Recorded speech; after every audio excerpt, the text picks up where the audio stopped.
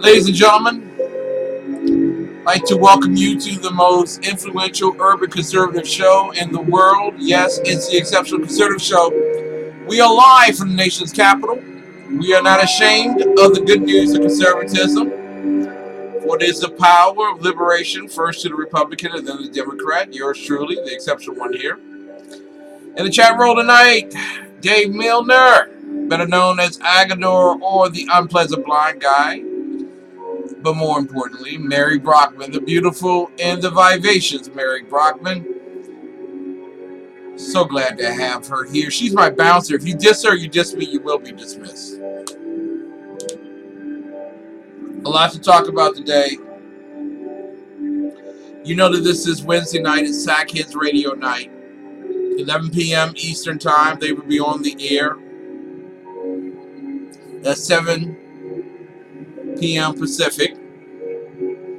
Stay tuned. You'll get instructions on how to listen. Also want to let everyone know that Holger will awaken. Holger will have a show this Saturday at 9 p.m. Eastern Time. Blog Talk Radio is the place that you can hear him. Been getting some feedback from last night's show. We'll talk about it. We've also released the Kraken tonight at 10 p.m. Eastern Time. None other than the great Vice Chairman of DC GOP, Ralph Chittams Jr. And Shannon Wright takes center stage at 10:30. We'll be talking with her about Baltimore issues and some national. I hope that you're enjoying this evening. I promise you it will pick up and get better as time goes on. Already my watch is 2 minutes behind. I don't know. I may have to get rid of this watch. Something about me and watches. They don't all operate well together.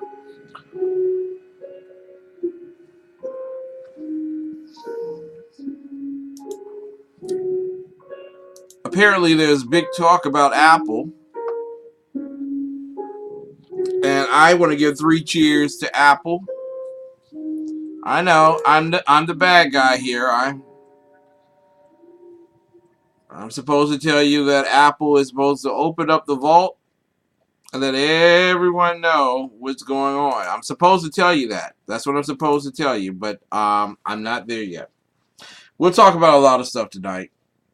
And definitely about last night's show. So before we even get going, find your right hand, put it over your heart. You know how we start. Pledge allegiance to the United States flag. Ready, begin. I pledge allegiance to the flag of the United States of America and to the republic for which it stands, one nation, under God, indivisible, with liberty and justice for all. All right. All right. That's the way you start off a good show. That's how you do it.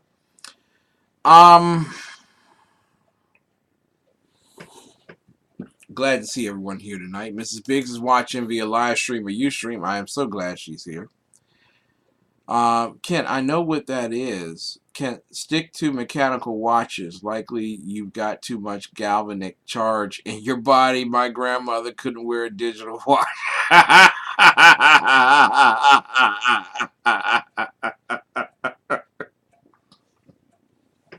don't know. It is something about watches that I don't get along well with. I love watches. My wife will tell you I have a great affinity for watches, but soon, like this watch. This is a very nice watch. I got it this weekend in order to go to the Trailblazers event. I wanted to look my best. Oh, forgive me. A little chilly, so I yawn a bit. And already this particular watch is slowing down. Maybe it just needs a new battery or something, but you know, watches. As much as I love them, I just don't get. Apparently I don't do well with watches. Mary says she hasn't worn a watch since she retired. Now that's good living. That's real good living right there.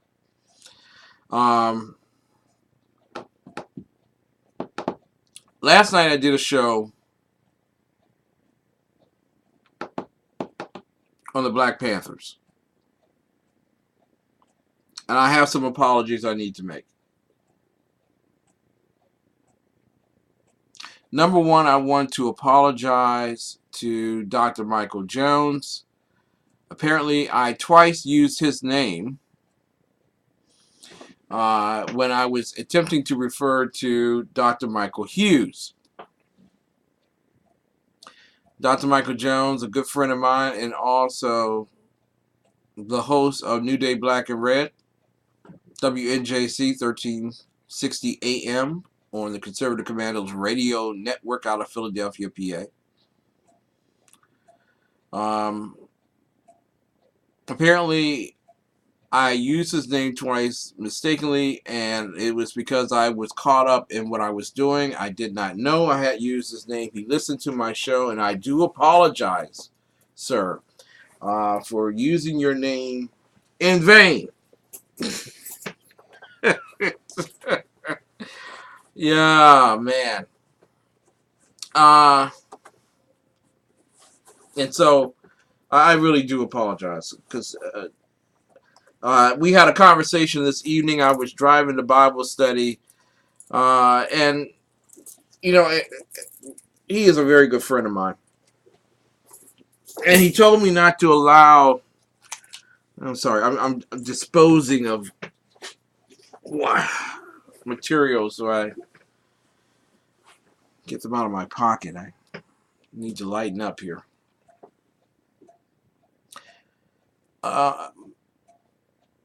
I was caught up last night, and let me explain to you exactly what happened.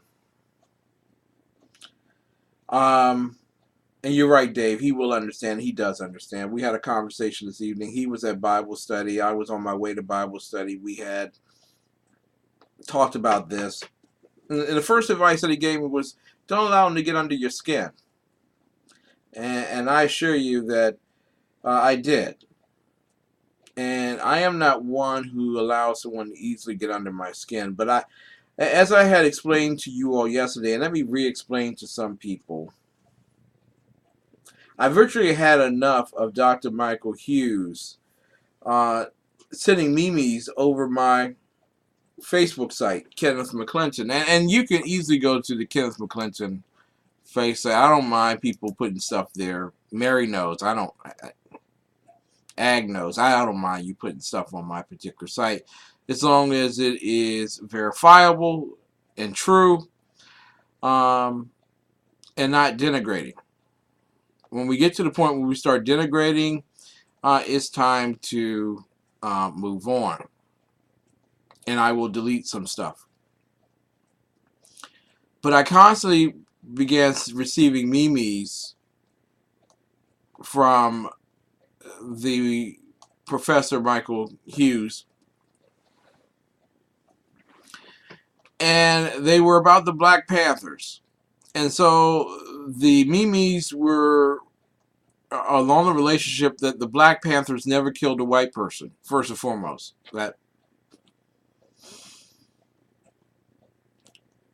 And then secondly, that the Black Panthers were a charitable organization.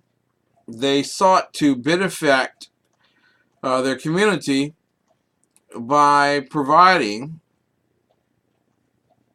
groceries and other materials to as needed to their community.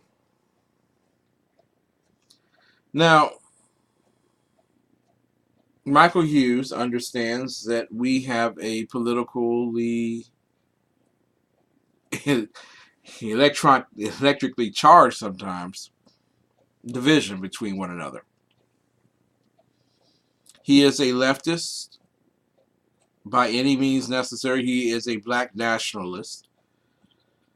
And I don't mind his black nationalism.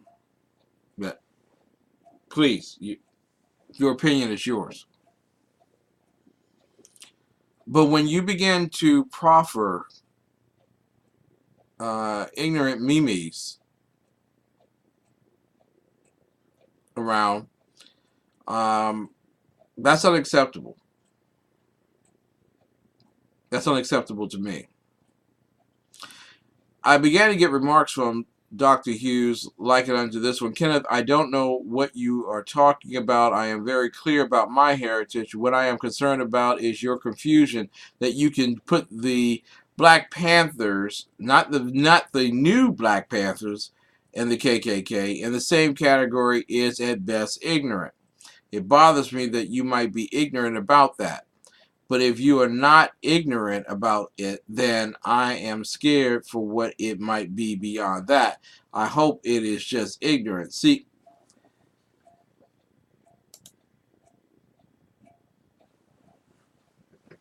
Karen Simmons, who's been on my show before, responded. She said, God, thank you for setting me free.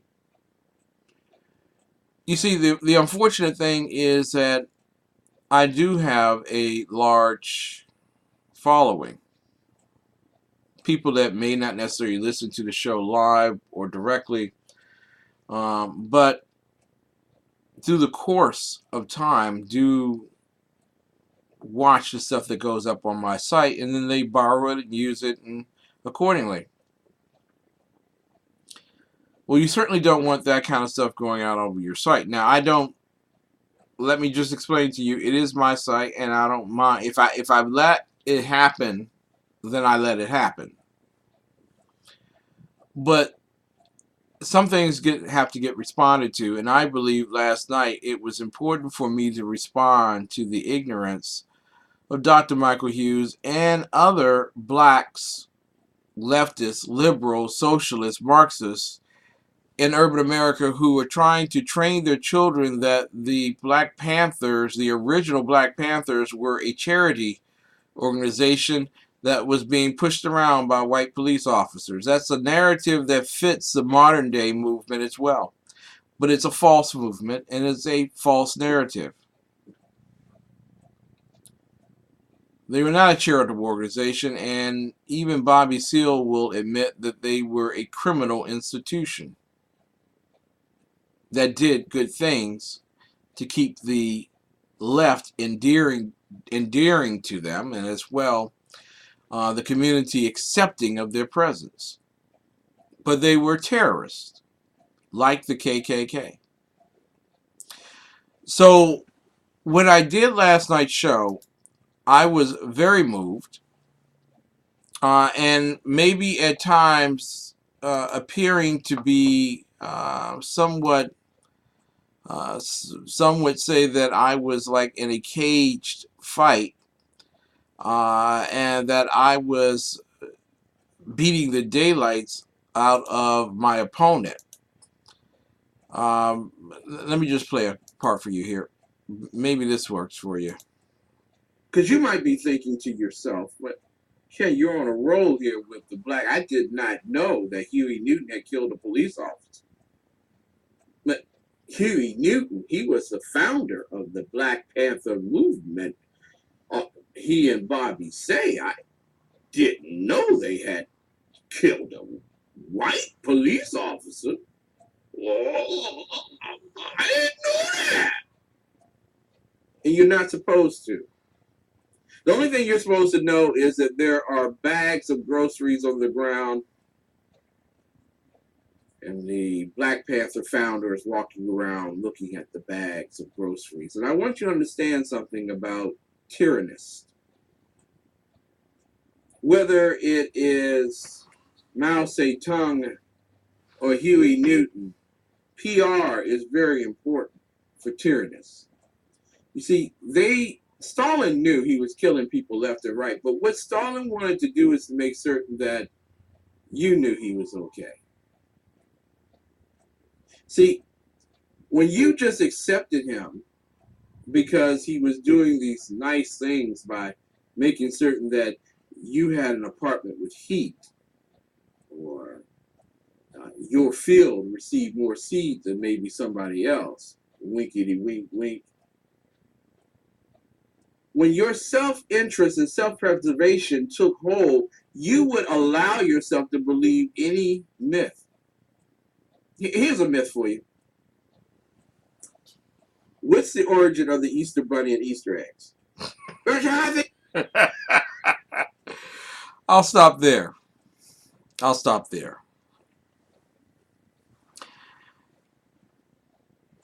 I have but one moment on the microphone, and I have to explain to people, because it might have been the first time you tuned into my show. I've done nearly 1,000 shows since I've been on the air, but that might have been the first time you tuned in, and then it fits your narrative. Oh, they are all angry and bitter and bigoted and mean-spirited. And I understand.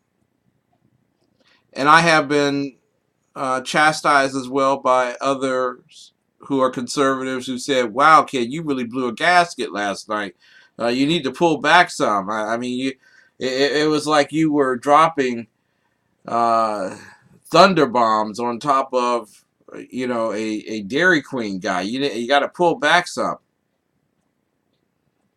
But you have to understand, I only have one shot at this. And sometimes it looks like the commercial that Schwarzenegger does to talk about the video game. Instead of sending 10 soldiers, you send 100. Instead of sending one chopper, you send 10, and you build the walls twice as high. I only got one shot at this, and I need to knock somebody out. I need to do it. I can't equivalent. I can't. I can't sit around and think softly. Like, how do I deliver it NPR style is what I'm thinking. How do I say that, wait a minute, hold up. Wait a minute. Maybe if I do it this way. Maybe, no, not that one. I feel like Fred Sanford. Here we go. Let me get these out. These bad boys. Put these down here. All right, here we go. Does this work better? Does this work better for you? I just want you to know that while Huey Newton and Bobby Say and Elaine Brown were criminally miscreant, they did do a good work in their community by opening up a daycare center. And then, boys and girls, they opened up a school for kids, and what they did was they made certain that certain family members had clothes and food, and they were real nice. and they were nice to certain people, but those police officers treated them badly, and so they justifiably killed as many as they could. See, because they needed to keep the peace. Y'all, I'm sorry, I can't deliver that crap like that, because I have down low listeners like Dr. Hughes that's on the line every single night, wanting to find me slipping up somewhere. And I can't slip. I got to give you the truth. And sometimes the truth can be given in soft, eloquent speech. And I can do that. I have no qualms or no trials in terms of doing so. But sometimes I am voracious and, unfortunately, belligerent. And thank you, Dave. The NPR thing is not you. Can't do that. Man, if NPR offered me $10 million, I still wouldn't be able to do their shows. I really couldn't. I tried, but I couldn't do it. Couldn't do it. But you all have to understand that that system of plantation thinking justifies terrorism by any means necessary. And when I say by any means necessary, literally that gangs likened unto the Black Panthers or the new Black Panthers or the Black Lives Matter movement, mobs likened unto them, reign supreme in communities that are already oppressed by Jim Crow thinking. Yeah, Jim Crow ain't dead. He's still dancing.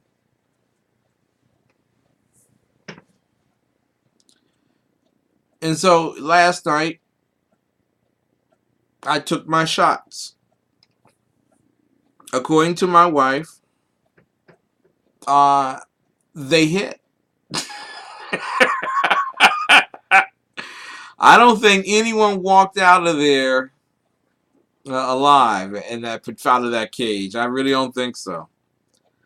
And if you don't know what I'm talking about, you need to go back and you need to listen to the show that we did last night regarding the Black Panthers. And I listen, I don't have any problems. Whatever compliment you have, I will take. Whatever critique you have, I will also take. And I've taken a few critiques. And I want to thank Deborah as well. She sent me a critique after the show, advising that I have pounded. What was her critique? Her critique was, don't get caught up in argument with your cousin. Just give him facts and leave it like that. It was a cat fight. So what I don't want to lose is my audience. I don't. Not because I'm dependent on my audience. I'm dependent on God, and everyone knows that. But I don't want to unnecessarily rile my audience into thinking that I'm beating on them. No, I'm not. I don't want to beat on you. But there are some down low listeners, my friends, who do listen to this program. And for the first time are being educated, sincerely educated, about the political background of the Panther movement. And I just want you all to know, without a shadow of a doubt, some people received some liberation last night, of which I was one of them. Liberation because I was able to basically illuminate individuals about the Black Panthers, but also because I was able to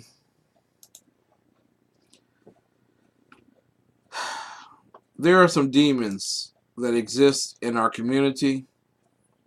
The unfortunate thing is that those demons exist because we don't fight them head on. Many people are afraid to fight them head on. They fear the loss of job. Listen, I've been fired before. I tell my wife that all the time, and she shudders when I say it to her. But I've been fired before. And my wife and I were unemployed at the same time, okay, one summer.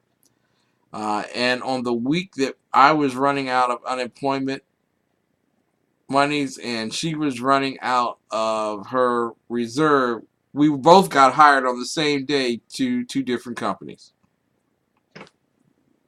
I don't fear anything because my God is always taking care of me. But what I do concern myself with, and we're going to go to a commercial and we'll come back, and thank you all so much for your time.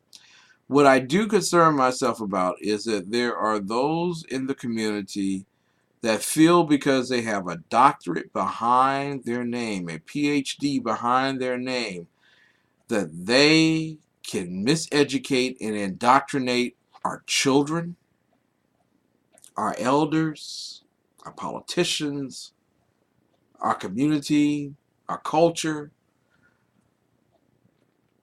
with the razzmatazz of PR. It is a PR machine that kept the Black Panther movement alive. It is a PR machine that's keeping Black Lives Matter alive.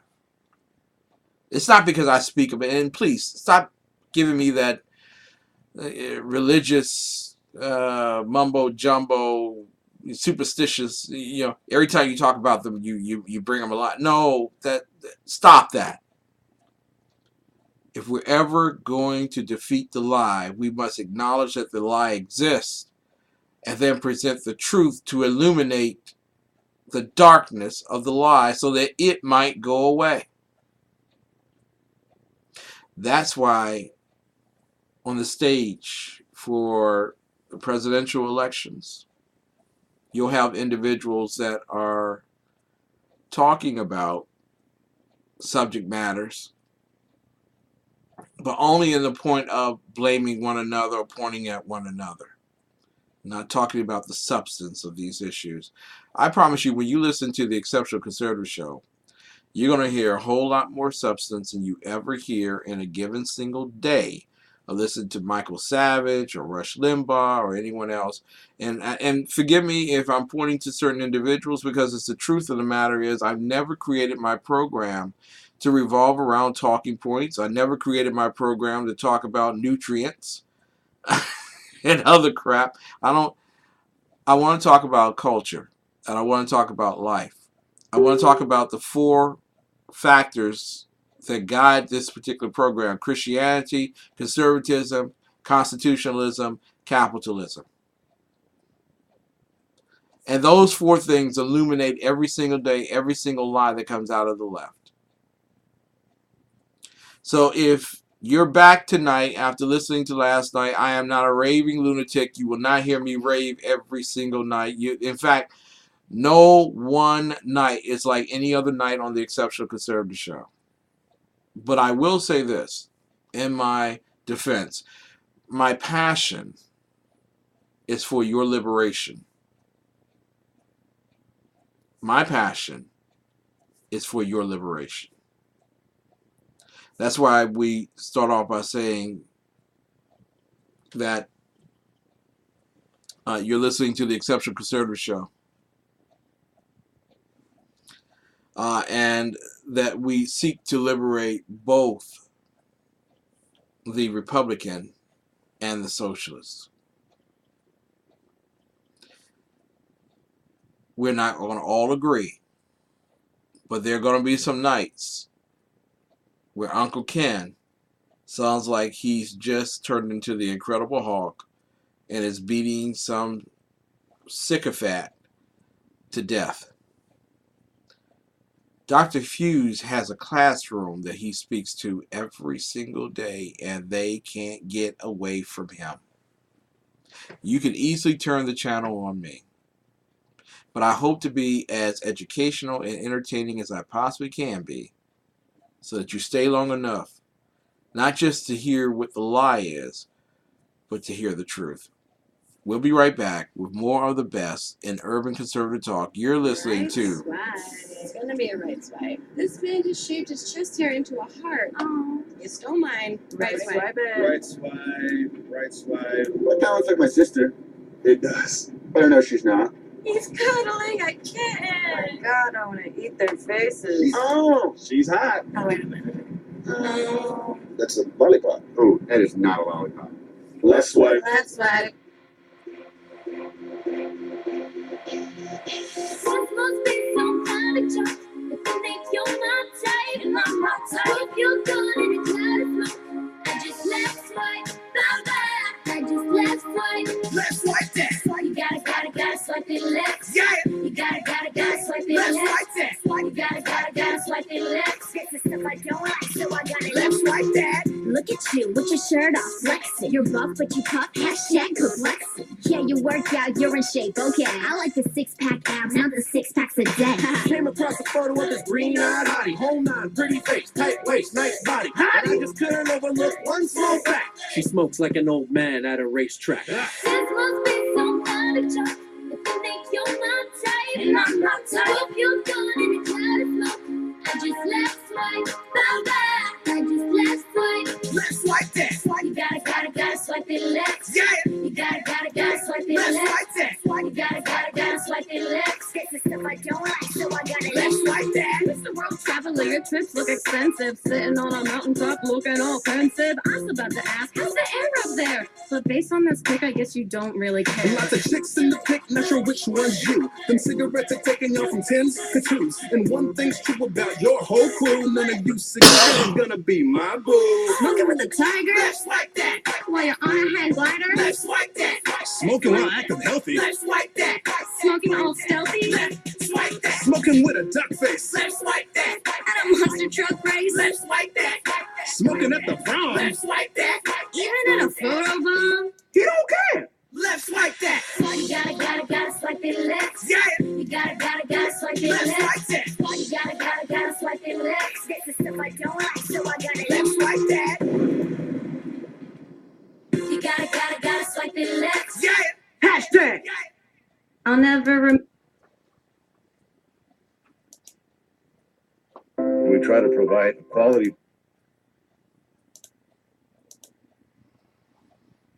You're listening to the Exceptional Conservative Show live from the nation's capital. Hi, my name is Christopher Arnold. I'm the executive chef of Infused Restaurant, and today I'm gonna walk you through some of the meals that we prepare here.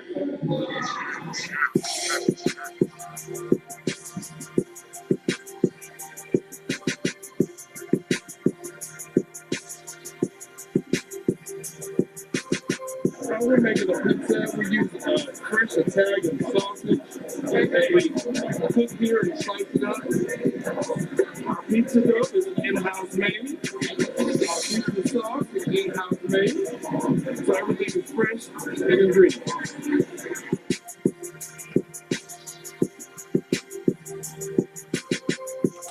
This is our Thai curry chicken. The sauce is made with coconut milk and a Thai red curry. It is juicy chicken thighs as well as some mixed vegetables, served with jasmine rice and pita bread. So now we're going to prepare our famous blackened tilapia and grits, our fish and grits on the menu.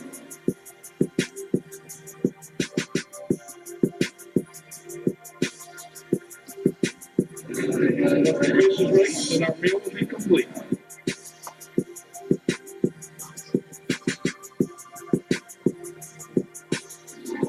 Let me tell you about our infused heat burger. When we kick the spice up just a little bit with our infused sauce.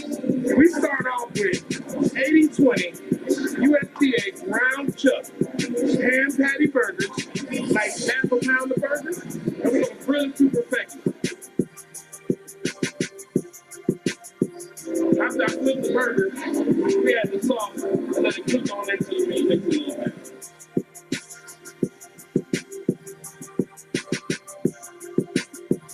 We're going to add a little bit of pepper jack cheese to this burger, spice it up a bit.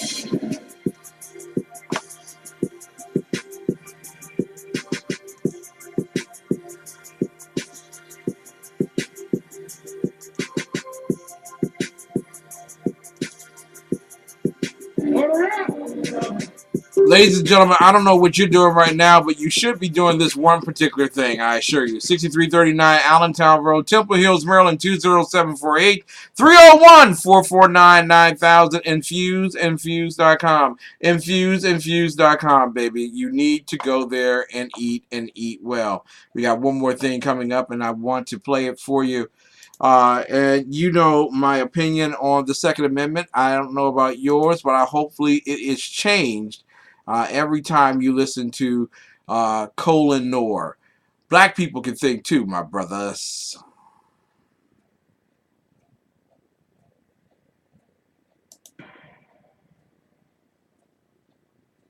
Telling me I shouldn't own guns because young black men are more likely to die from gun violence is asinine and insulting.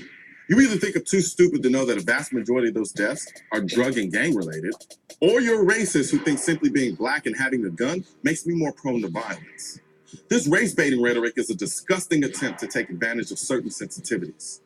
Yes, the inner city's young black men kill each other at an embarrassingly high rate, but instead of addressing the real issue, anti-gun politicians in the mainstream media would rather exploit the symptoms because there's no money in the cure.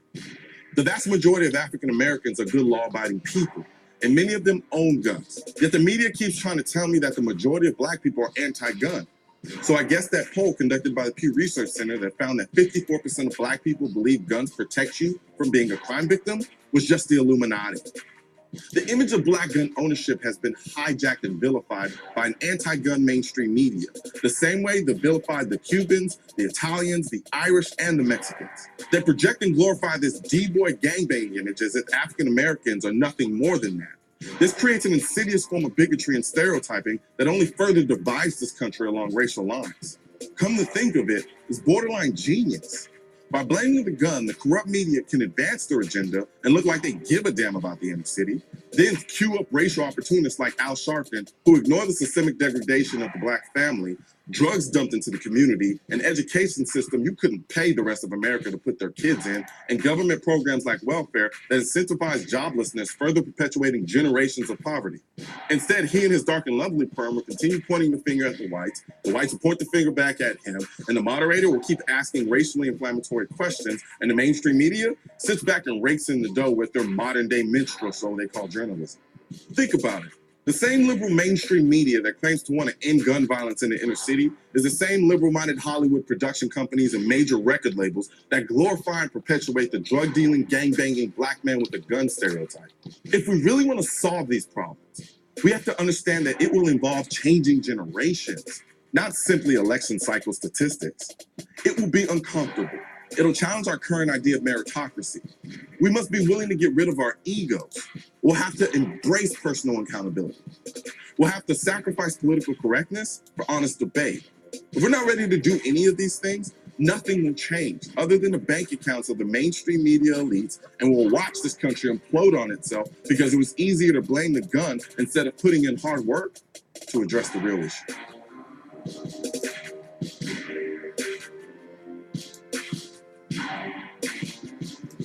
Thank you, sir. Colin Noor. Black people can think too, man.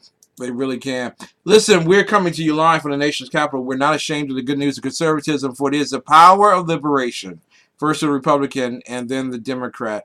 I want you all to understand that there are those who like to make you think that only since 2008 have Americans dishonored and disrespected the President of the United States of America. In fact, the story has to be told to fit this narrative. Here's the narrative. Most white Americans were responsible for the voting in of the President of the United States because only black people make up only 12% of the population. So apparently 12% is not enough in and of itself to support the voting of President Barack Hussein Obama into office. It just doesn't work that way mathematically. I don't care how many times you go to the board and do A squared plus B squared equals C squared and put in the 12% thing. The numbers don't bear themselves out that it was because of black people that Barack Hussein Obama is in office. In fact, Barack Hussein Obama being in office is the result of white people. So I blame you white people for the misery that you have put upon the black people in America. I know. I know what you're going to say here, that 95% of black people voted for Barack Obama, and some were so hurt by him in the first term that they voted for him again in the second. I understand what you're saying there. But again, that only makes up 12% of the voting population. The majority of those who voted for Barack Obama were guilty white people. Needed to have a history so that we could get behind slavery. And yeah, voter fraud. Yeah, there you go. I agree with you. But the bottom line, Dave, and also Ken's victim, who is better known as the professor in the chat room, Professor Michael Jones, that is, white guilt. There you go. Everyone wanted to put behind them slavery, as if the 13th, 14th, and 15th Amendment didn't do it already. But everybody wanted to put behind them slavery because they were reminded daily by the Jim Crow Democrats, wannabe socialist Marxists from Europe, progressives, that it was white people that enslaved black people in America, and until black people had a black president, they will never feel the power and authority that they have in this nation to be everything they ever wanted themselves to be. Well, we have a black president, and then we have Kanye West. So what I'm saying to you is that voting in Obama did not improve relations between blacks and whites. In fact, you white people are responsible for the debilitating relationship between blacks and whites because you voted in this ignoramus called Barack Hussein Obama. You did it. It was you. And because of you, we have set ourselves back 200 some odd years. We are back, we're almost back towards the plantation days of slavery. There we go. We're right back there. Obama is also white people's fault. Who knew? Yeah. So there are those who said that now that we have a black brother in the presidency, then he needs to be respected at all costs and at all times. That literally, you can't say anything against him. You can't say anything about him. He is the greatest thing since Swiss cheese. And that even your contempt, your intellectual contempt of the prophet Barack Hussein Obama is equal to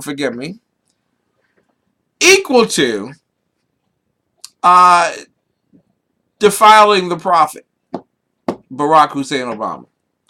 So as a result, you can't say, you can't think, you can't do anything. Nothing. Had a little girl in school who once said, I can't celebrate nothing because I'm a Jehovah's Witness. Can't celebrate nothing. Ladies and gentlemen, literally, it doesn't matter what you believe. It doesn't matter. You can't say nothing about this president. So now that we know that we can't say anything about this particular president, any,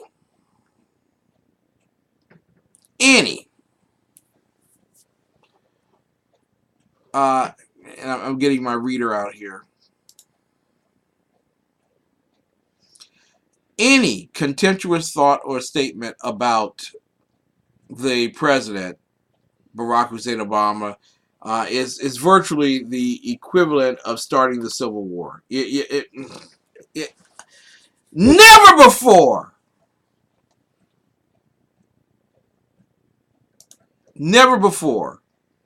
have people ever said evil things about a president, right? Never before.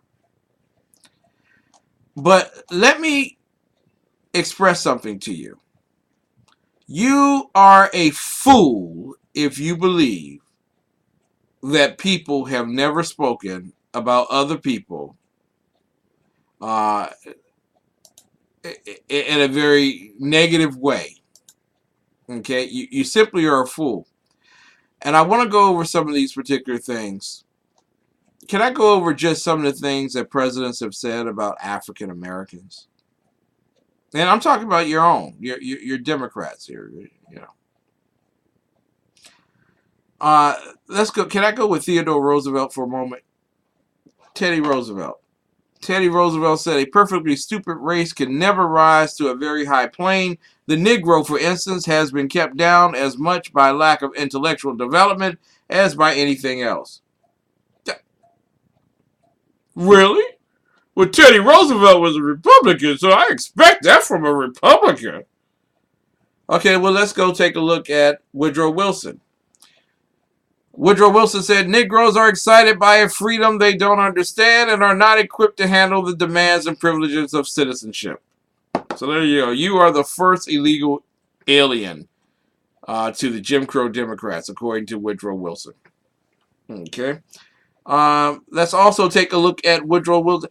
If the colored people made a mistake in voting for me, they ought to correct it.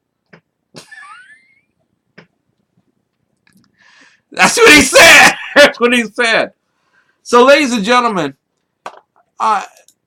in terms of the office of the presidency, let's just be very clear here. Negative things have been said about people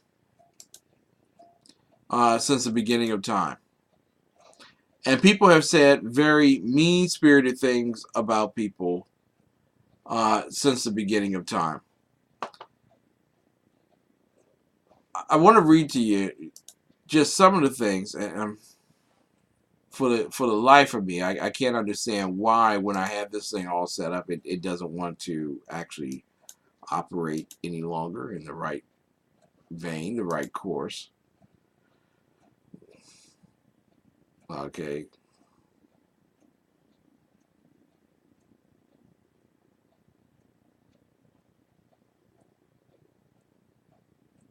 I'll take care of that.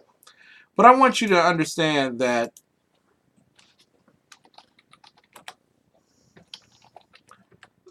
things people have said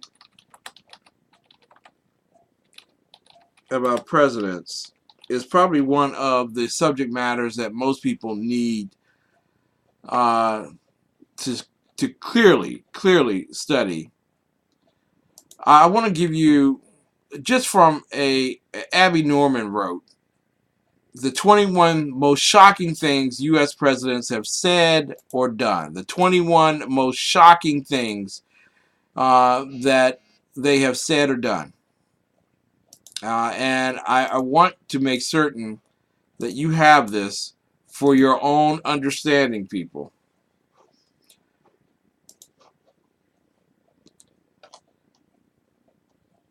Lyndon Baines Johnson. Johnson was known for his dreams of a great society and the war on poverty, but both could also be reduced to his desire to make blacks in the U.S. forget about Jim Crow and segregation. So, this is what Lyndon Baines Johnson said. I'll have those niggers voting Democratic for the next 200 years. Like Lyndon Baines Johnson. Oh, and we love him, right? Yeah. What's his name on the cable news, Fox News? O'Reilly said that the best president that ever happened to black people was Lyndon Baines Johnson. Lyndon Baines Johnson is a curse to all black people, but some black people will never come to that particular. George W. Bush said, do you have blacks too? There you go. That's amazing. Abraham Lincoln said, I have urged the colonization of the Negroes in Africa, and I shall continue. There you go. Ronald Reagan said, facts are stupid things. Shocking. Shocking. There you go. Richard Nixon. You got to love Richard Nixon. Dick Nixon. You got to love him. When the president does it, that means it's not illegal. Richard Nixon. That's what he said in an interview with David Frost back in 1977. So if Monica does the president, then it's not illegal. So there you go. Just want to let you know that. Grover Cleveland entered the White House a bachelor, but soon married a friend's daughter, a young woman he'd known her entire life, as he'd in fact been present at her birth. Shocking, isn't it? See, there you go. Get them while they're young, I suppose. And I just want you to, I just want y'all to know something. Okay? People that y'all truly love, that you don't think harshly of because history has been kind to them, have said some very foolish things. Maybe intentional, maybe not. Maybe not. Harry S. Truman said this, President Harry S. Truman, I went nigger chasing again on Monday, right through Central Africa, Vine Street. There was no trace of the Nelson nigger. She has as completely disappeared as old Tom Swoop's good qualities. Pretty far gone, isn't she? That was a February 1914 letter to his wife, Bess. There you go. Harry S. Truman. But we'll cover all that stuff up to make them look good. Now, won't we? Won't we? Here's Jimmy Carter. And he said this in a Playboy interview. I've looked on many women with lust. I've committed adultery in my heart many times. God knows I will do this and forgives me. How many of us have committed that same lustful thing? Huh? Staring at statues, thinking it could be me.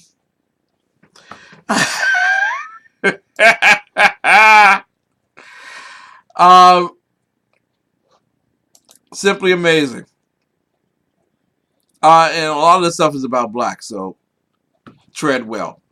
In response to the idea that free blacks have a separate territory, James Garfield, the Right Reverend James Garfield, said, I have a strong feeling of repugnance when I think of the Negro being made our political equal, and I would be glad if they could be colonized, sent to heaven, or got rid of in any decent way. There you go.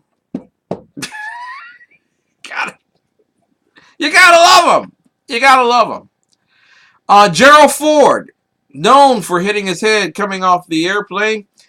During his presidency, Gerald Ford signed one of the most contentious pardons in U.S. history. He pardoned former President Nixon of the scandal that rocked his presidency, Watergate. The controversial pardon led many to believe that Ford had pardoned Nixon as part of a political scheme.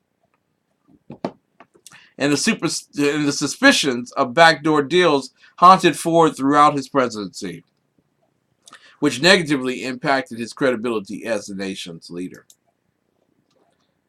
Dick Nixon. You gotta love Dick. Here he comes again. He was commenting on Watergate. His comment is, I was under medication when I made the decision to burn the tapes. Now, you would think a woman who actually participated in the Watergate scrutiny and is currently running for president of the United States, who's having a scandal of her own regarding emails.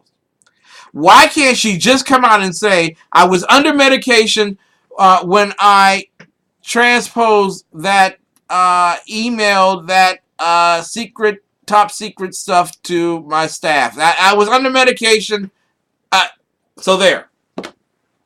Why can't we let that just go bygone, bygone?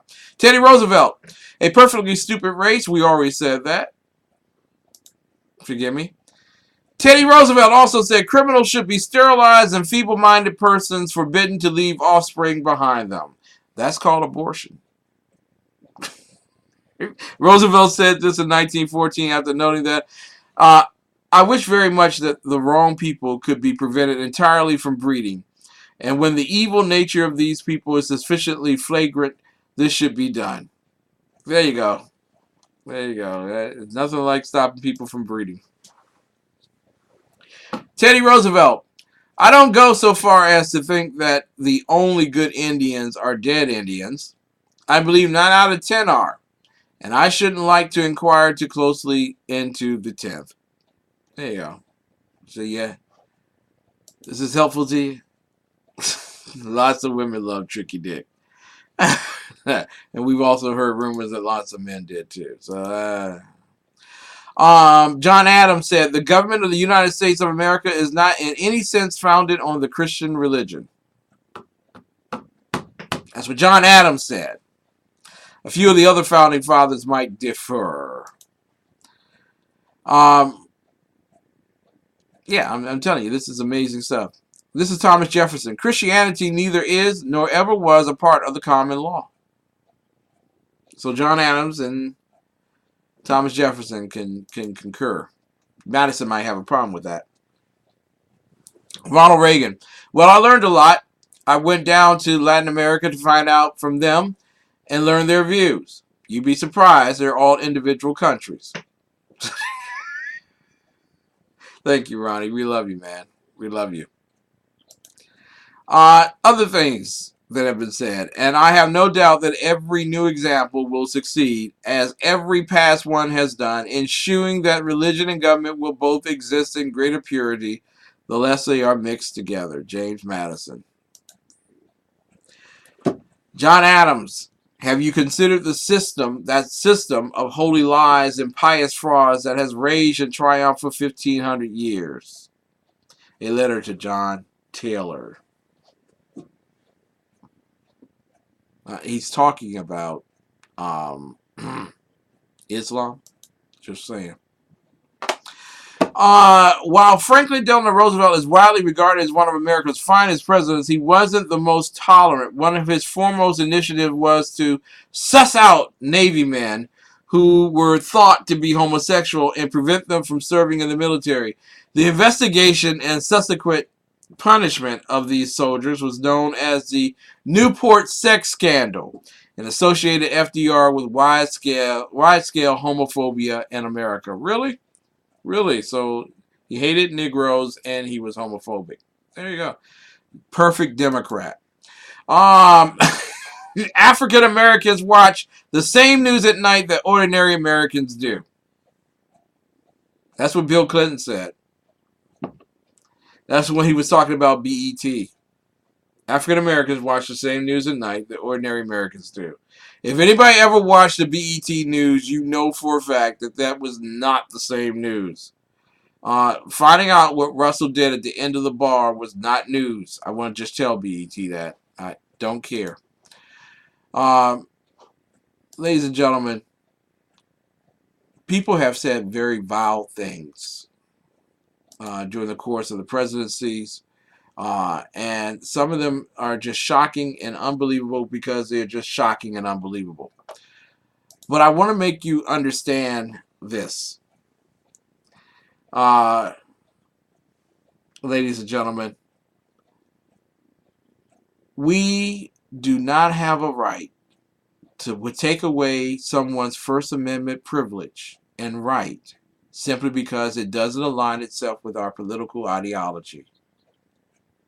Some of the worst things have been said about Jesus, and he still loved the world enough to come. There will be others that will come and say some dumb stuff about the presidency. But lo and behold, whenever the president stands or enters a room, those individuals will always honor the office of the presidency. So, claimants for the Obama-ites that say that this is the first time people have ever said anything evil about the president. Stop it. Stop it. Get over yourselves. You're so full of yourselves, you can't even eat anymore. Stop it. We'll be right back.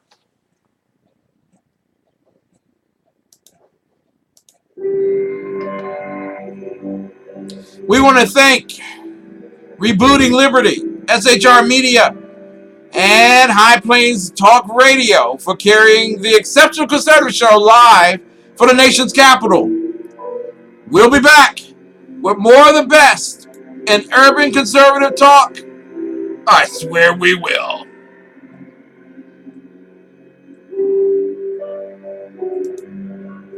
Nothing illustrates America's breakdown like the way the president's hometown celebrates its holidays.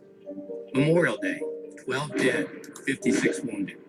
The 4th of July, 10 dead, 53 wounded. Labor Day, 9 dead, 46 wounded. This kind of third world carnage has become absolutely normal. If the president held a press conference every time multiple people were murdered by criminal gangbangers with illegal guns in Chicago, we'd hear from him almost every day. Instead, he says nothing. And the untold secret in Washington is that he has all the laws he needs to stop the bloodshed now.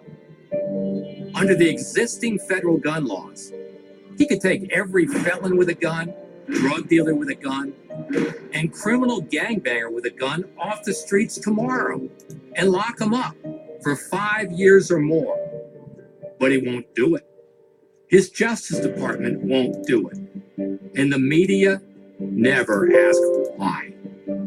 So convicted gangbangers carry illegal guns because they fear rival gangs more than they fear being prosecuted for a gun charge.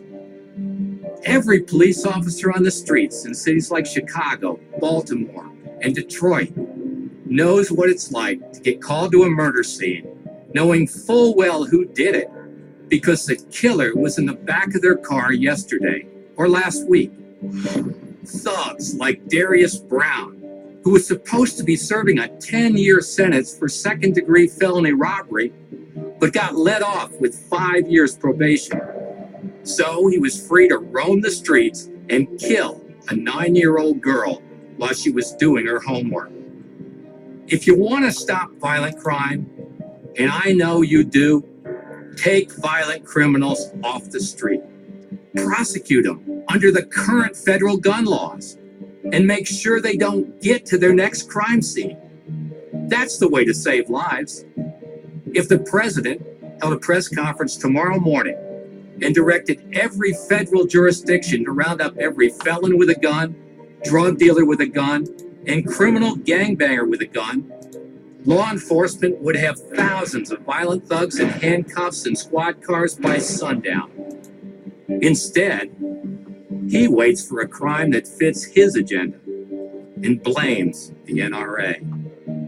Mr. President, we will not accept blame for your failure. The NRA has demanded the strongest possible prosecution of the federal gun laws for over 20 years. Our repeated calls have been met by deafening silence from the Washington elites. President Obama and Hillary Clinton and other politicians use the carnage to campaign for more gun laws. They won't and don't enforce. And the good, honest Americans living out in farm towns, in Nebraska or Oklahoma, or working 2 jobs in inner city Chicago or Baltimore, people who keep their heads down, raise their kids, and just try to do the right thing, they see through it all. We've lived through the Clinton administration's utter lack of federal gun prosecutions, and the Obama administration is following suit while the country suffers. And we know that a second Clinton administration will just mean more of the same. Americans have no tolerance for violent thugs, no tolerance for the politicians who enable them, and no tolerance for a media that devotes endless time to new gun laws, but won't even ask why we don't enforce the existing federal gun laws we already have. No organization has been louder, clearer, or more consistent on the urgent need to enforce the federal gun laws and the NRA. And in the face of mounting political and media pressure to demean, shame, and silence us, we will fight. If you have had enough of the dishonest debate, if you're sick and tired of politicians blaming you and your guns for their failure, demand truth and justice. Stand and fight with the NRA. I think I'm ready to fight. Ladies and gentlemen, welcome back to the Exceptional Conservative Show, live from the nation's capital. We are not ashamed of the good news of conservatism, for it is the power of liberation, first to the Republican and then the Democrat. Yours truly in the wheels of steel, marking out the territory of great conservative giants. You know how we start every particular half of our program. Yes, we pledge allegiance to the United States of America and to the beloved children. We let them take that particular moment for us and lead us and guide us accordingly. Now, without further ado, the Pledge of Allegiance. Put your right hand on your heart.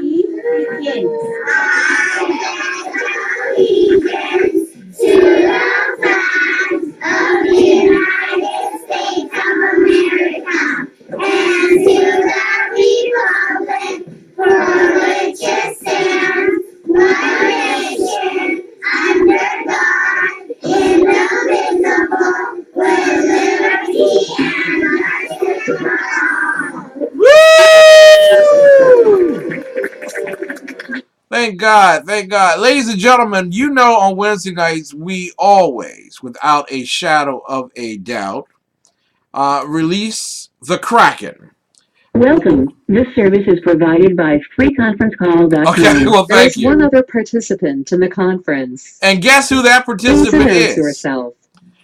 You are live on the Exceptional Conservative Show, Mr. Ralph Chittams of the DC GOP Vice Chairman. He is. Welcome tonight, sir. Great pleasure to have you on the air.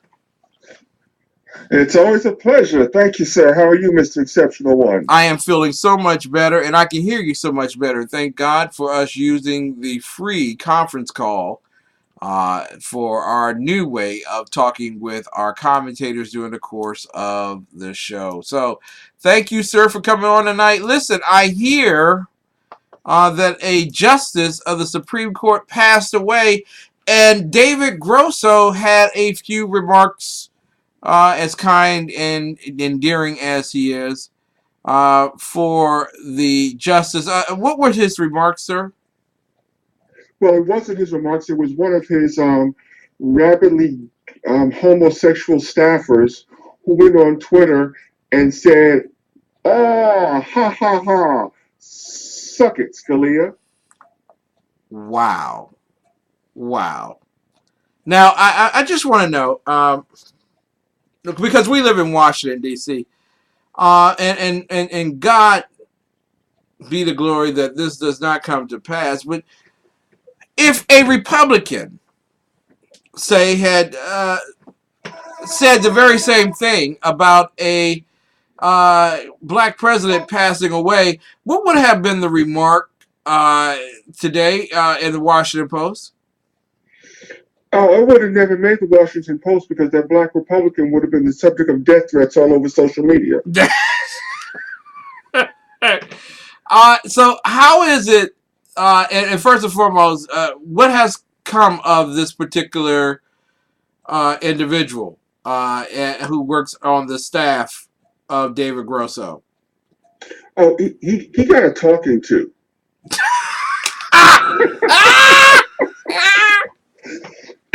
Excuse me. Oh, yeah. Man. He got a stern talking to. Hey, buddy. Yeah, and that's the extent of it.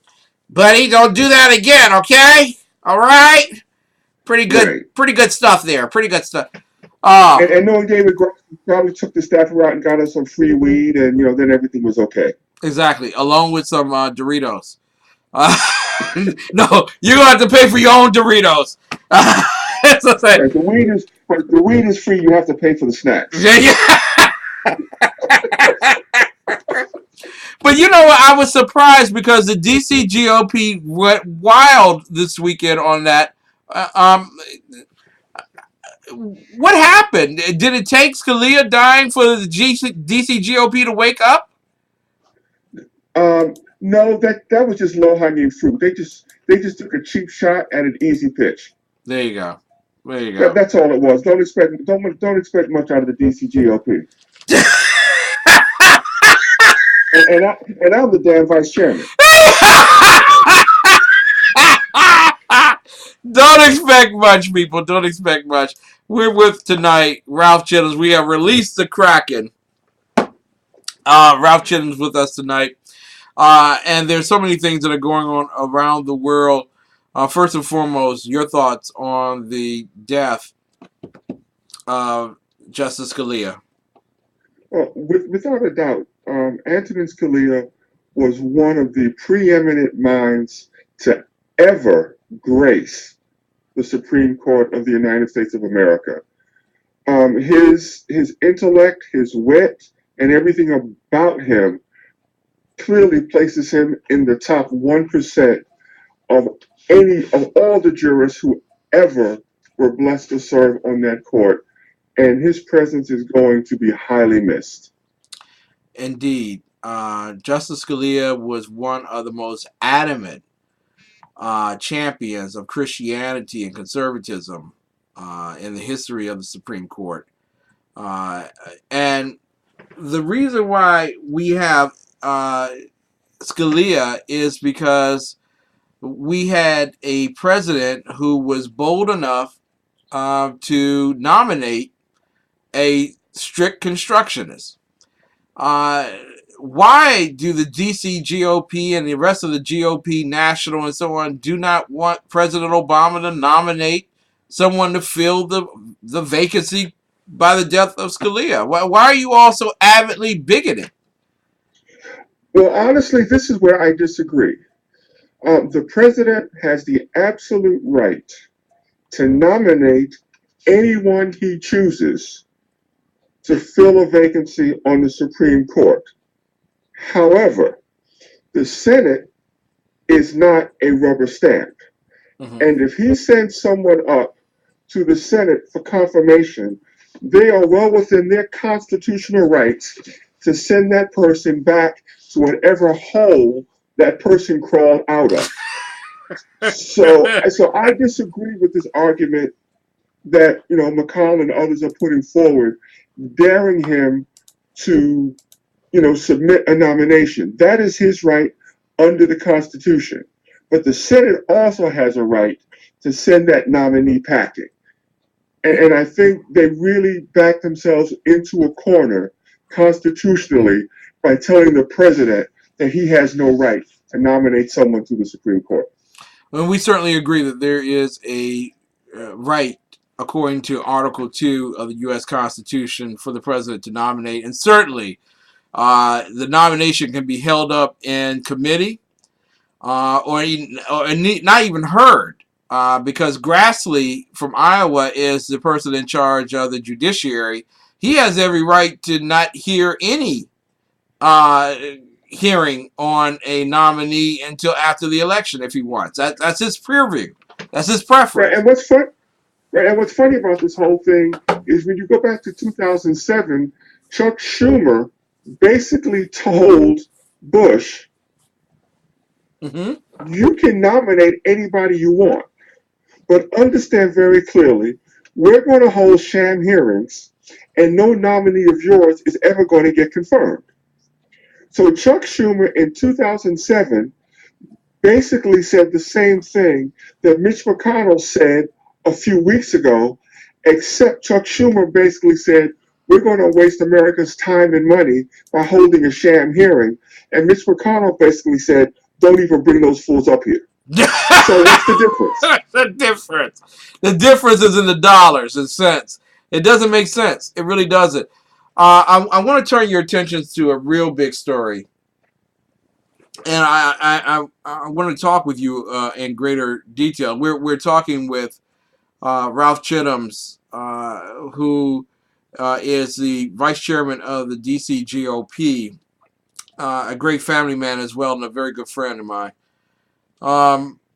Apple computers today. They have been told by a judge that they are supposed to turn over a key to getting into the Apple phone of Taslim Malik and Saeed Fargold, who killed 14 people in San Bernardino. This is a huge battle to come in the courts because it goes back to what Benjamin Franklin was talking about those who would give up their liberty for security will lose both. And Apple and deserve neither. Exactly. An Apple computer is saying, listen, we are not going to backdoor this option. It's not going to happen. We're not going to do it. We're protected by the First Amendment. We don't have to do this. And so I want to ask you, sir, in this regard, your thoughts on this serious national security issue. Well, it's national security, yes, but also this is a huge privacy issue that every American needs to understand. If Apple is an international company, and if Apple bows to the United States government and gives them this access to private information, what then is to prevent Apple from having to give this technology to the Russians, to the Chinese, or to any other country in which they operate, which would then let those countries, which honestly have absolutely zero protections, from breaking into the phones of American citizens. So this is a huge privacy issue, and every American needs to be concerned about this, because this is way too much Big Brother.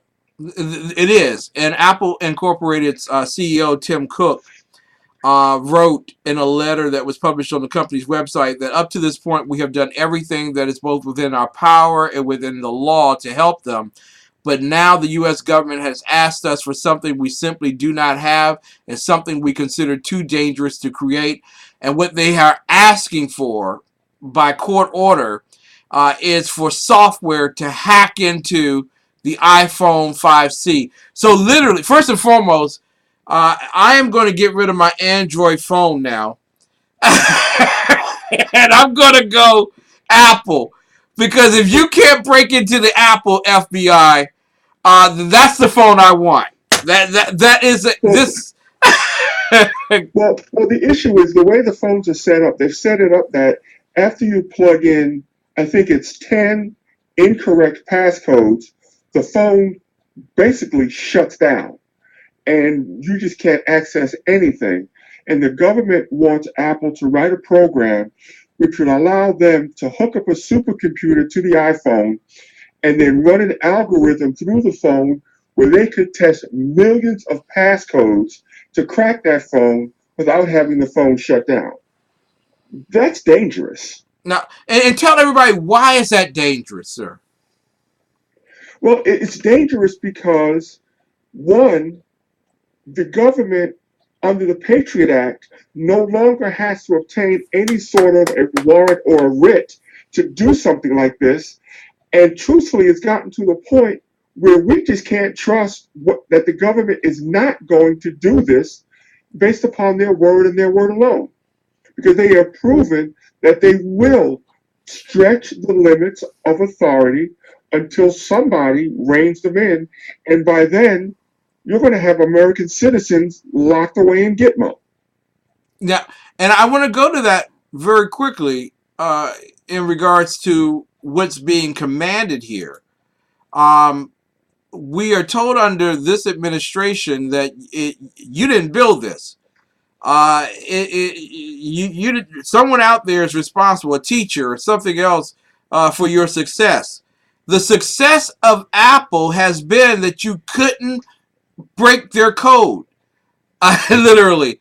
That they have the most stringent encoding possible with great encryption. And literally right now, the FBI can't, with its basic tools, break the code. Now, does that say more about Apple, or does that say more about the incompetence and the impotence of the U.S. government? There you go. There you go. You mean to tell me that there is a private company out here with so much brains and so much money that they can outsmart what is supposed to be the most powerful nation on the face of the earth? Does that say more about Apple, or does that say more about the U.S. government? Says everything we need to know about the U.S. government. But it also goes to the fact that I've been watching news snippets and shows like, forgive me, y'all, I had to do it. I passed the Wendy Williams show, The Real, because where I work, this is what they play and this is what they watch, and you walk through, and some little gimpy little show that comes on in the late afternoon with 4 people and a young lady who used to be on a Jamie Foxx show. And all of them are saying the same thing. There might be something on this phone that says exactly when the next hit is going to take place. And so we have got to, without a shadow of a doubt, we have got to force Apple to break the code wide open. Why are they, and also Fox News, there's some commentators on Fox News, conservative commentators, saying the same thing. Why are they dangerous, sir? Because they're constitutionally stupid. Go ahead, Kraken. I mean, come on now. You're talking about what amounts to an illegal search and seizure. You're on a snipe hunt. It's not even a wild goose chase, because a goose is something that actually exists. A snipe doesn't even exist. So you're going to have the government violating people's privacy on a snipe hunt on the hope that they're going to find this mythical creature that might be able to prevent something from happening. And while they're doing this, trample the God-given rights which have been enumerated in our Constitution of American citizens.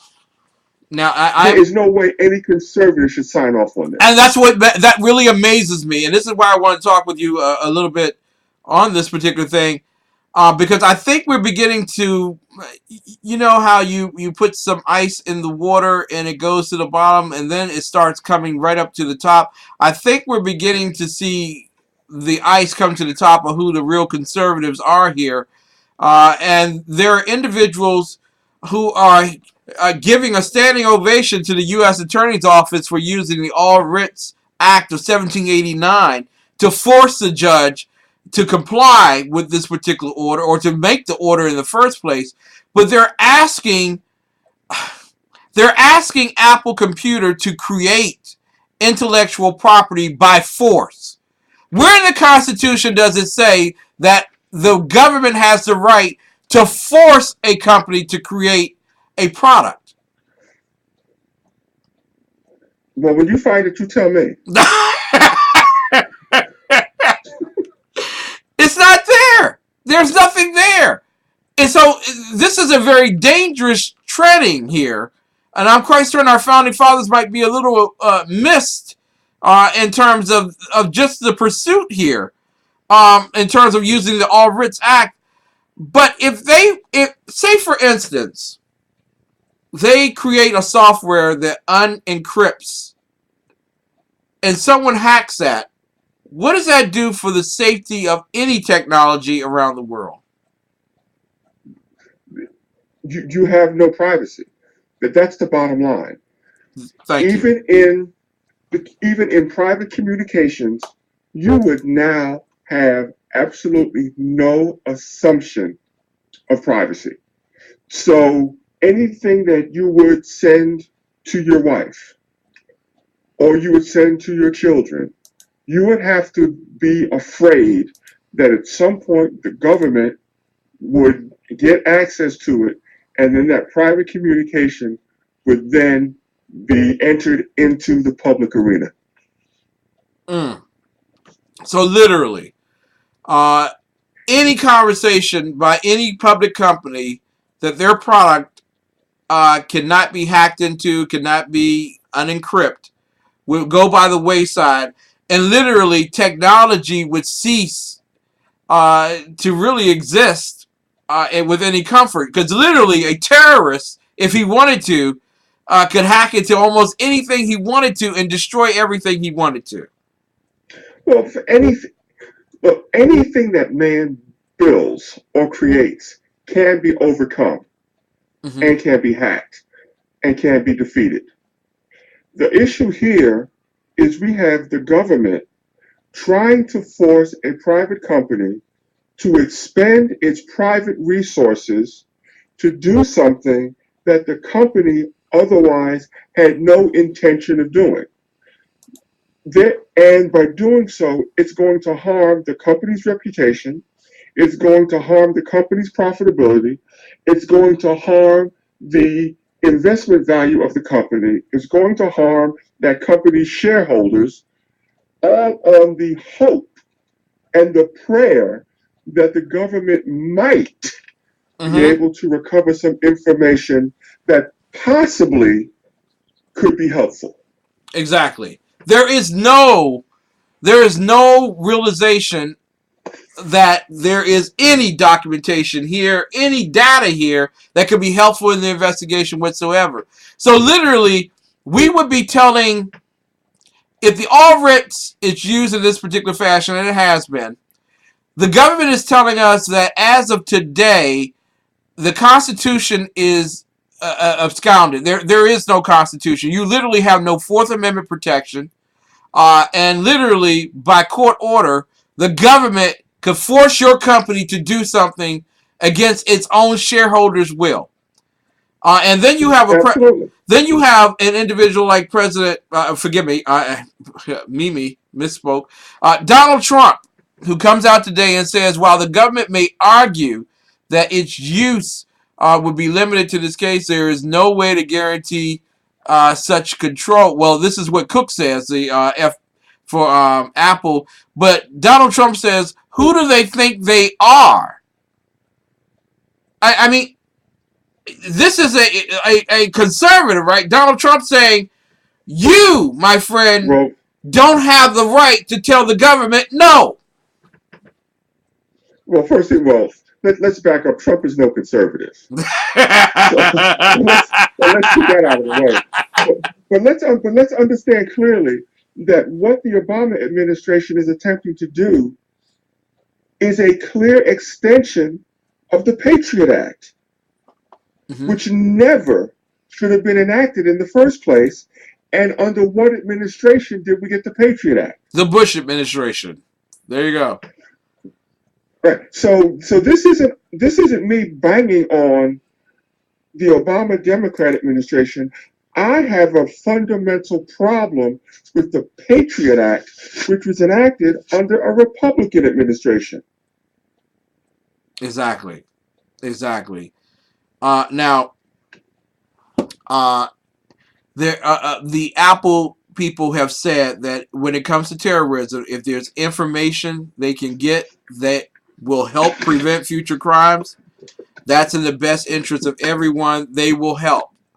But they will not go back and destroy their product and the safeguards against their product, or at least for their product, simply because there is a wild goose chase going on by the Federal Bureau of Investigation. And I thought already, didn't we have a network, like the NSA, that was collecting all data from all transmissions to and fro overseas and back here at home? I thought we already had that. I repeat what I said a few minutes ago. This says more about the ineptness and the incompetence of our federal government than it does about Apple. Perfect. So you are a defender of the First Amendment and the Fourth Amendment, and you sound like a libertarian like I do. This is the first night. This is the first night that libertarians will be celebrating listening to the conservative show. There really is a fine line between true conservatism and libertarianism. The problem is libertarians just take it too far. Yeah. Yeah. Now, But there is a huge streak of libertarianism that has to exist if one is a true conservative. yes, I agree with you. Now, Dave Miller says that they should decrypt that one phone and nothing else. And this is what I'm going to say, because I've heard that throughout the course of the day. It only takes one for all to happen. It only takes one. But I can kind of understand where David's going with this. If the technology to decrypt the phone stays resident within Apple and is not turned over to the federal government, and in order for the federal government to have access to that technology, they must obtain a court order and then submit that court order to Apple. And then inside Apple would crack that phone. That might be the only scenario where I might go along with this. Yeah, but I wouldn't even go with that one. I simply believe that definitely I would not give the government access to that technology. Exactly. I believe that if you give the government an inch, they will take the football field. So, sir, how can people, and I want to thank you so much for coming out to the Trailblazers event. Give you a few moments to talk about the Trailblazers event, and then tell people how they can get in contact with you. The Trailblazers event was a wonderful event. It brought together not just Black conservatives, but conservatives of every issue, creed, denomination, in one room to celebrate the history of conservatism and Black conservatives here in the United States. It was a great networking opportunity, and Renard and you did a great job hosting that event this past Sunday. If anyone wants to get in touch with me, you can find me on social media. I'm under my own name, RJ Chittams Sr. And if you want to drop me a note and you want to start a conversation, send it to ralph.chittams@dcgop.com. There we go. Ralph, thank you so much. God bless you for coming on the air with us. Coming up at 10:40, we will be talking with none other than the beautiful and the brilliant Shannon Wright. Until that time, I want you to pay attention to some common commercials that have been selected and chosen by the professor himself. Yes, Professor Michael Jones. Michael Jones, whom we love so dearly. A man amongst men. Someone who understands. We thank you for just being present in our lives. Michael Jones. Michael Jones. Calling Dr. Jones. We'll be back with more of the best right after this. I think I have a clip. Wait a minute. I have a clip. I do.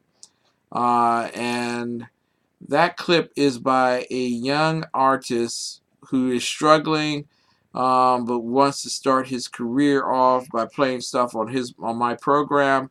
And I'm open to that because that's the kind of guy I am. I tell you, I love me some me. We'll be back right after this. Time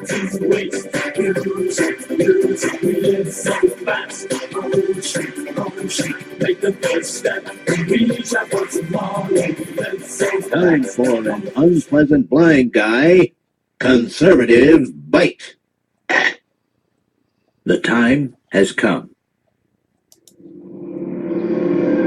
All of life can be broken down into moments of transition or moments of revelation. Our young people are being slaughtered. Our cities are burning. Our workers are idle. We're facing invasion from a people hostile to every principle that over 2¼ centuries of struggle and social evolution have created, and it's being done with the aid of our own government. The time for easy solutions is over. No golden leader is going to emerge and just make things better like in some movie. There is no magic bullet, no quick serum, no fast answer. We've been separated by, manipulated by, and used by the political class. We must abandon the petty, meaningless differences of race, political party, gender, and the other things that the elites have used to divide us. It's time to unite behind the idea of personal liberty. We must now walk through the dark together. There is a greater darkness than the one we fight. It is the darkness of the soul that has lost its way. The war we fight is not against powers and principalities. It is against chaos and despair. Greater than the death of flesh is the death of hope, the death of dreams. Against this peril we can never surrender. The future is all around us, waiting in moments of transition to be born in moments of revelation. No one knows the shape of that future. We know only that it is always born in pain.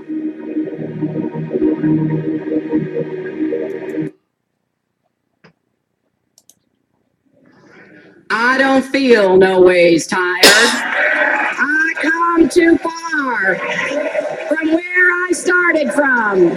Nobody told me that the road would be easy. I don't believe he brought me this far to leave me.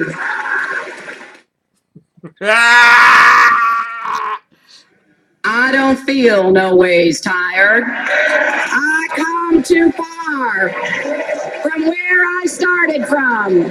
Nobody told me that the road would be easy. I don't believe he brought me this far to leave me. Ladies and gentlemen, Hillary Clinton. From our inception, I cannot remember a time we asked Secretary Clinton to come, that she was not the first one there, whether we agreed or not. I think the only disagreement we had was when she didn't support me for president, but I got over it. And I think that it is in that spirit that she was the first one to come. So I'm not surprised that she's here. But as Mark said, we're not here to, as organizations cannot endorse candidates, though I sometimes go off the rail as an individual, but we'll talk about that later. My campaign is really about breaking every barrier because I believe absolutely that America can't live up to its potential unless every single person has the chance to live up to theirs. I have followed the belief and mantra that I want to see every child have a chance to live up to his or her God-given potential since my days with the Children's Defense Fund. I still believe that has to be at the core of our...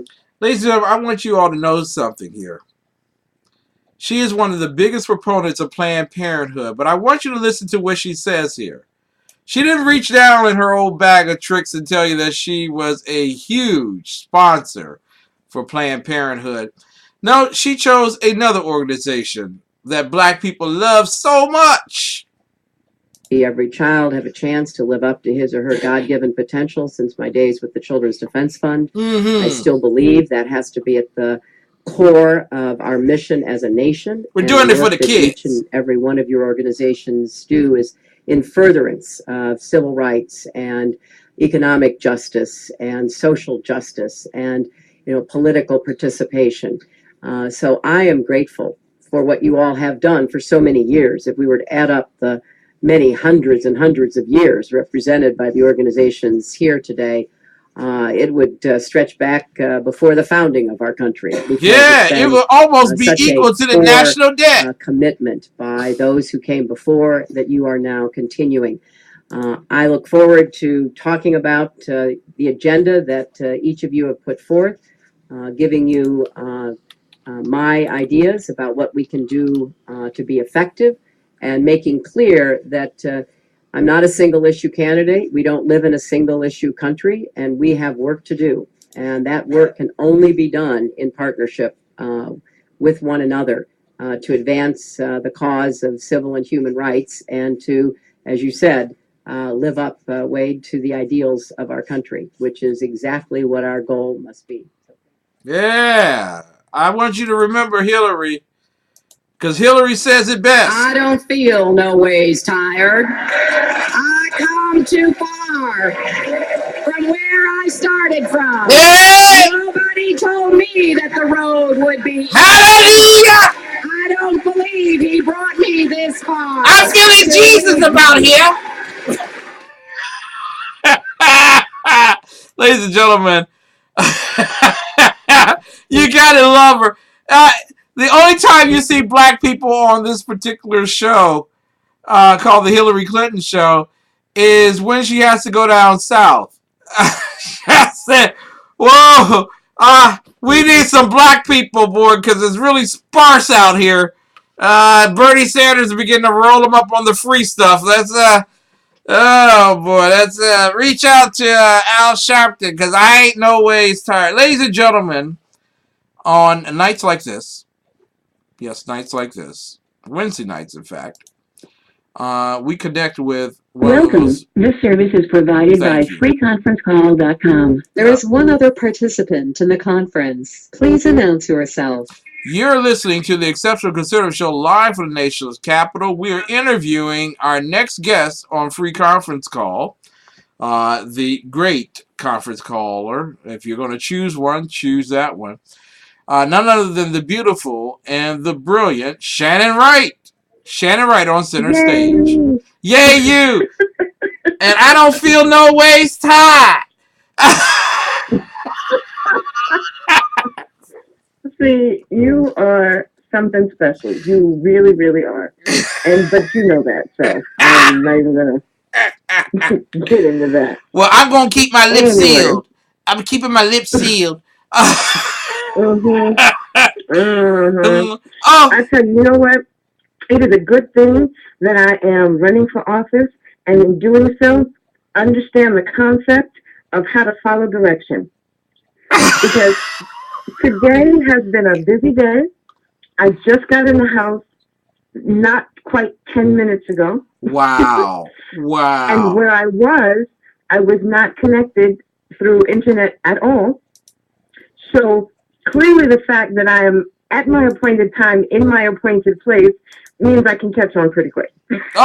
And please advise the world how an African-American female in Baltimore who belongs to the Republican Party is doing in her campaign for the presidency of the city council. Well, funny you should ask.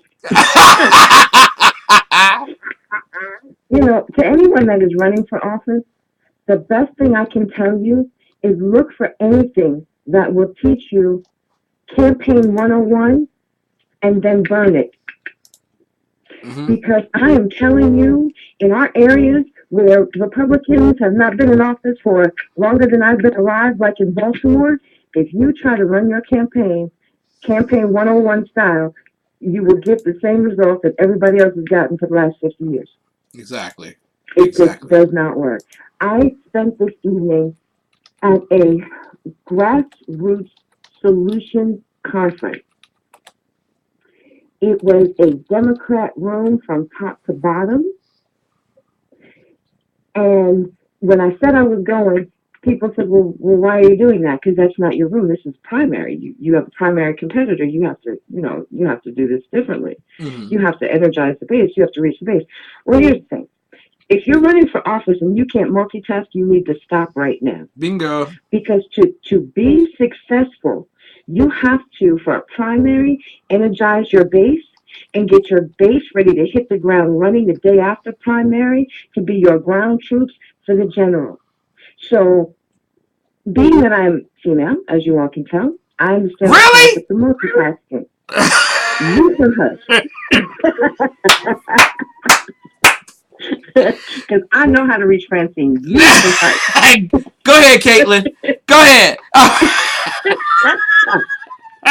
This event was highly democratic, and it is my goal to strengthen my skills, not just in the words that I say, but in my ability to listen to things that I do not agree with that will help me to win this campaign. So that was my plan, and that's what I did.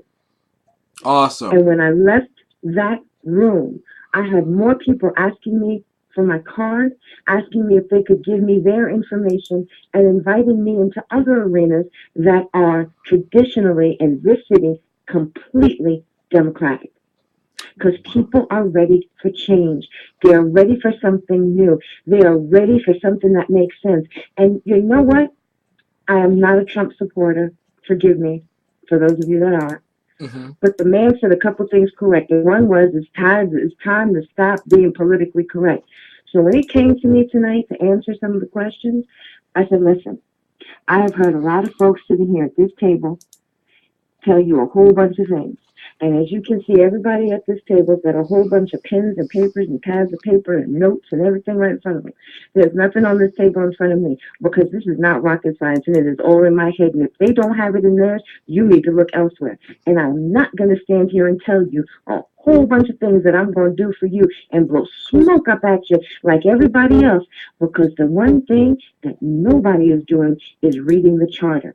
I can tell you I'm going to grow wings out my back and fly around the city and pick up the trash. But if it's not in that city charter, guess what? I'm blowing smoke. Mm-hmm. Well said. So, well said. I've read the charter. I suggest the rest of you do, or you are practicing an effort in futility by sitting here this evening. Wow. Wow. We're talking with Shannon Wright, the future president of the city council in Baltimore, racking it up in the Democrat home zone. Listen, there is a serious crisis afoot, and it was brought to the fore today by the takeaway with John Hickenberry, who is the author of this particular publication.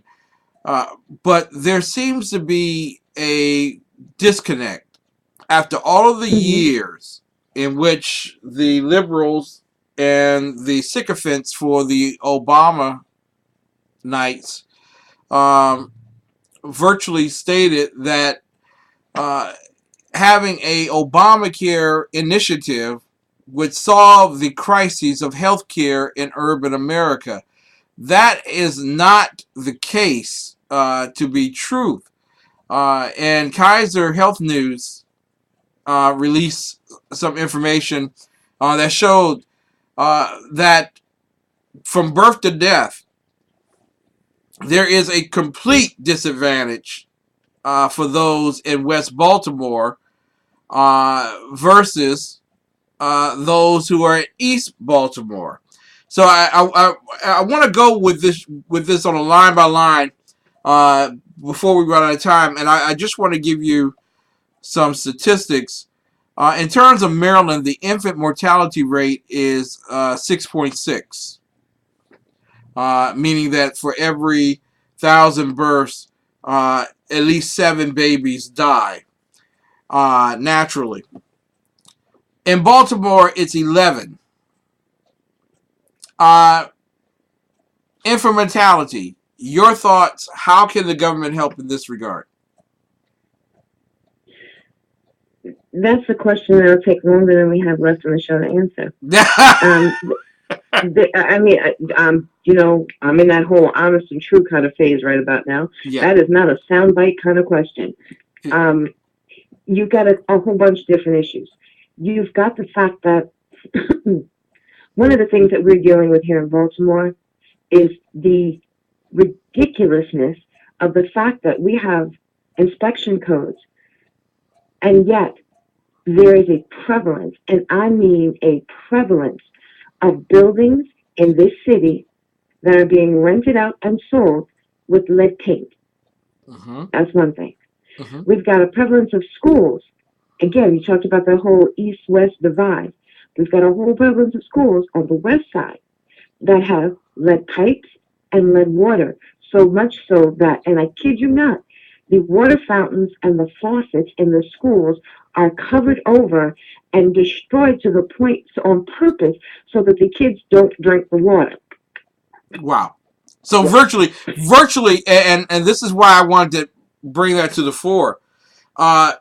Everyone's running. All the preachers are running to Flint, Michigan with 6 packs of water to give, when really there is a infrastructure crisis in West Baltimore that is subject to the same lead issues as you will find in Flint, Michigan. Yes, we've got schools where they're giving the students bottled water to drink. And if the bottled water doesn't come in, the kids don't drink anything. Now, the problem, there's several problems, but one of the biggest problems with this is you block off the fountain so that the kids can't drink the water. Well, what's going on in the kitchen cafeteria where that same water running through those same pipes is now all over their food? Yeah. Yeah. So when you look at Baltimore, and you look at the East-West, and you look at the medical issues, you've got, like I said, you've got lead. That's one. You've got the disparity between the ability to get to health care. The whole notion that Obamacare was going to make it so that everybody could get the care that they so richly deserve was a bunch of hooey from the day it came out. And again, reading is fundamental. So many people went with the soundbite that sounded all warm and fuzzy and didn't read the legislation. Now, the Obamacare bill, granted, was 1,200 pages. But you know what? I actually read those 1,200 pages. Mm-hmm. And the amount of things that had nothing to do with medicine that were up in there was astonishing, first of all. But then when you looked at the actual structure of the healthcare system that they were proposing, it is scary as I don't know what. Yeah. There's built-ins for there to be a difference between the type of service and care that you can get depending on what zip code you're in. And there's built-ins specifically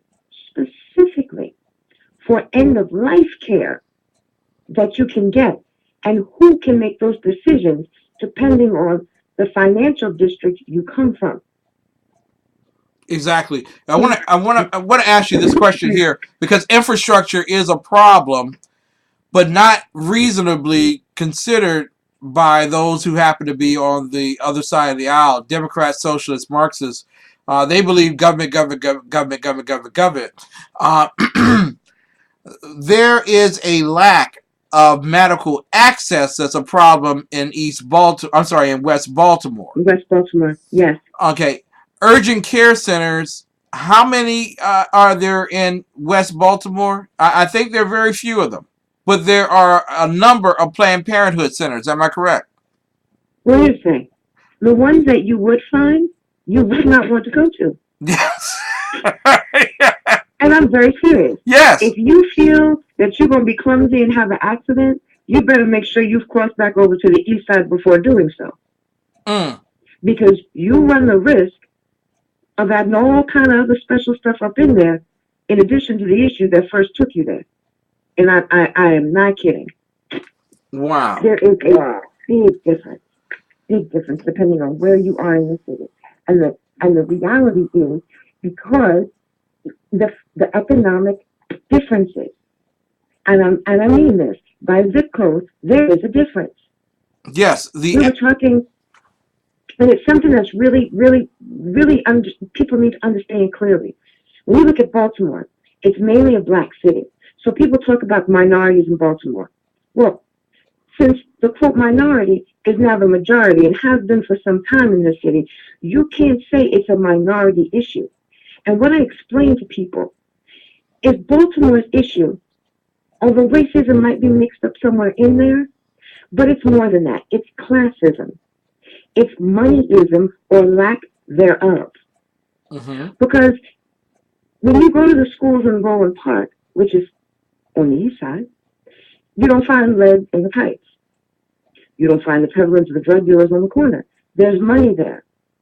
There are certain things they do not allow, and that folks wouldn't even consider because of the economic residents that live there. In Baltimore, the racism is not about your race. It's about your pocket. And the difference, and I can't drive this home any clearer to anybody that's running in the urban area. Remember these words.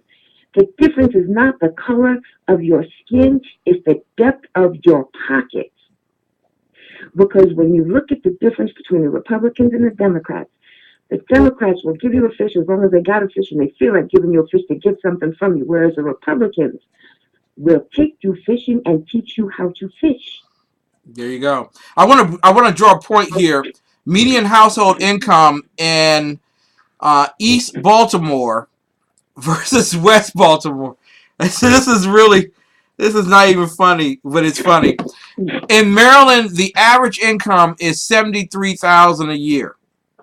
In Baltimore City, it's $41,000 a year. In East Baltimore, it's $25,000 a year. So you literally have a Goshen experience in East Baltimore, with promissory notes having been delivered by Jim Crow Democrats since the 1960s. And has anything changed in East Baltimore? Well, West Baltimore, I know. I'm sorry, West Baltimore. Anything. Yes, exactly. So, and it's ridiculous. I've actually been in the area where Freddie Gray, that whole issue, everything happened. And when you drive through there, you can feel the difference in the economic climate. Just like how sometimes you can be standing somewhere and it can be clear and dry where you are, and you can see that across the street it's starting to rain. Mm-hmm. It's the same way driving through Baltimore. Exactly. So really, the challenge is not a racial challenge, meaning that you need the Department of Justice to come in and change the police force and make them all Barney Fifes. It's really an economic one. And so the answer cannot be given by the Democrats because they're looking to tear down the economy while you're looking to strengthen it. Am I correct on that? You are absolutely correct. And I never saw this so much as clearly defined as I do here in this city. It's everywhere, and it's pervasive in everything. And people have really had enough. There you go. I can't speak for any other city, but here, they've had enough. They had enough. Shannon Wright's running for the presidency of the forgive me, I wish, Baltimore City Council. How can people support your campaign and help you win? Well, they can go to Wright from Maryland on Facebook. They can go to PSW4U on Twitter. They could go to Shannon Wright on Facebook. And on those pages, as of late this evening, there will be a cute little button where if you push it, something that's very democratic will happen. They will reach into your pocket and take out your money. There you go. And it'll go right into the campaign. Just like the Democrats do. Only for a better purpose. Thank you so much, Shannon Wright. Please support her. Go to Facebook and support Shannon Wright. Ladies and gentlemen, a gentleman once told me, don't live like a coward. Die bravely. I promise you I always will. And I want you all to know that first and foremost, Sackheads Radio is coming up at 11 p.m. Eastern Time. Sackheads Sean, thank you so much for being in our chat roll. We love you, man. And we want you to jump on over to their live chat at SHR Media. I'm not part of SHR Media's live chat anymore. They don't want me. It's a racial thing. But no, in all seriousness, going on over to SHR Media, I want you all to remember, God bless America. It's time for America to bless God. We'll be back tomorrow night with the professor, Dr. Michael Jones. Good night, and God bless.